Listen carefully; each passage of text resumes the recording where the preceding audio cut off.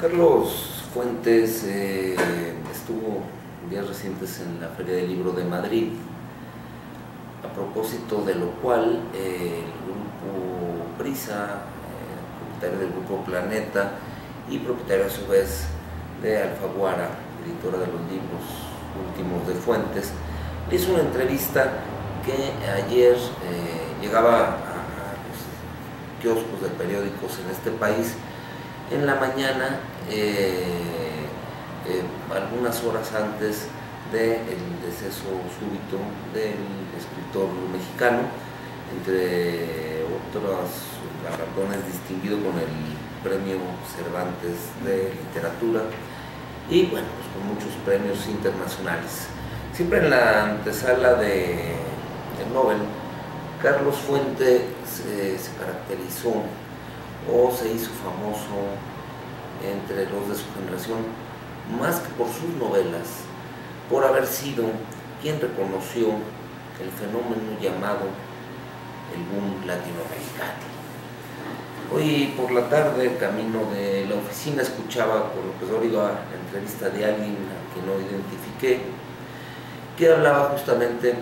de una conferencia que en la Casa del Lago, en el bosque de Chapultepec de la Ciudad de México, Fuentes ofreció junto a Pepe Donoso y Juan García Ponce, donde hablaba del grupo de escritores que luego conformarían el boom, con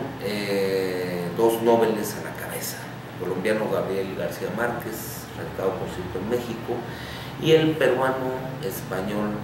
radicado en Londres y Nueva York, siendo Mario Vargas Llosa.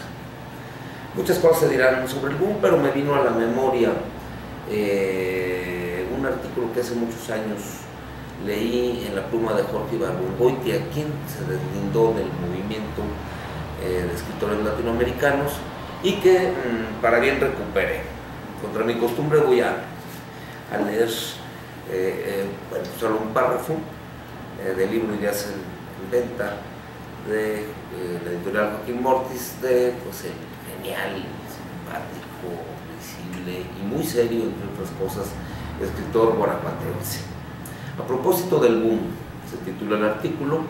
y tiene un subtítulo que dice Recuerdos mitológicos. Dice: una de las características que más me desconcierta de los acontecimientos latinoamericanos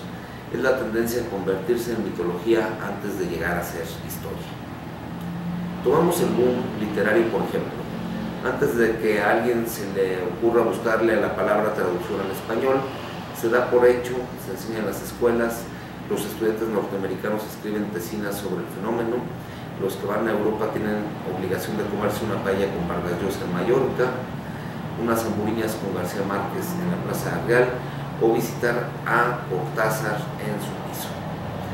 Vargas Llosa escribe un libro de varios cientos de páginas sobre García Márquez. Fuentes un folleto sobre quién es quién y quién no es nadie en la nueva novela hispanoamericana, y ahora, según la noticia de Fernando Curiel en el diorama del 1 de julio, Pepe Donoso en su historia personal del boom,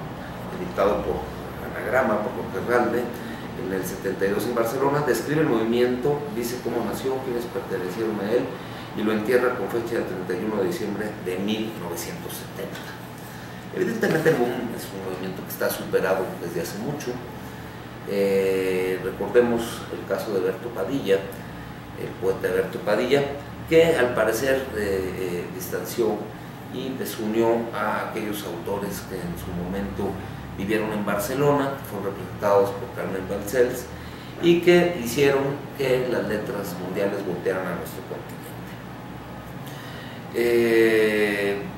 Fuentes pues tiene ese papel, el que descubrió el fenómeno, el que supo venderlo, el que supo cohesionar a escritores de Colombia, de Chile, de la Argentina, de México, de Perú y de otros países, de Carpentier, cubano, Cabrera Infante, y bueno, toda esa playa de escritores casi todos desaparecidos.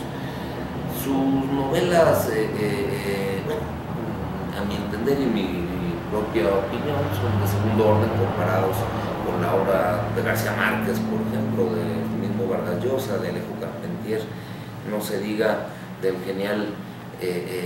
cinéfilo y nuestro Joyce castellano Guillermo Cabrera Infante. Dos momentos de póstuma celebridad después de extinguido el boom tocaron a Carlos Fuentes. Uno de ellos fue cuando propuso, a la luz del proceso previo a la transición democrática del 2000 y de la elección de Vicente Fox, que fuera Jesús Silva Herzog, el exsecretario de Hacienda, el candidato del PRI, porque él sería el Salvador de México. Aquel grupo del Ángel, que promovía la candidatura de Vicente Fox, le replicó en la voz de una de las hermanas Loaesa, me refiero, me parece que a Guadalupe, la serie, que le decía que México no necesitaba Salvador, que la democracia mexicana exigía esfuerzo de todos los ciudadanos, y marcó esa tara predemocrática que se acentuó con el pasar de los años en Fuentes. Su segundo momento de gloria fue aquel protagonizado por su novela Aura y por el tristemente célebre y también fallecido ya Carlos Abascal, en su día secretario de Trabajo, quien movió hilos y obligó a que se despidiera a la maestra del colegio alemán de la Ciudad de México de una de sus hijas, porque les había dado a leer una obra que él consideraba perniciosa. Fuera de eso, la producción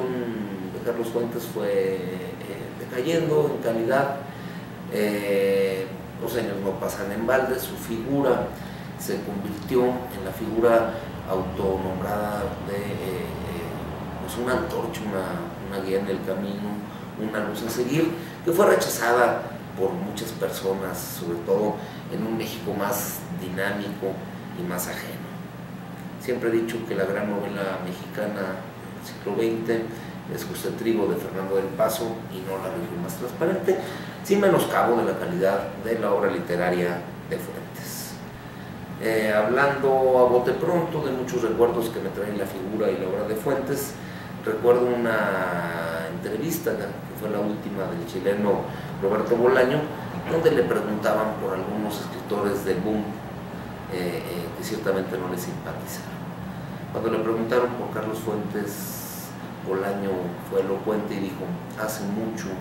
que no leo nada de Carlos Fuentes. Por lo demás, una figura polémica, una figura importante y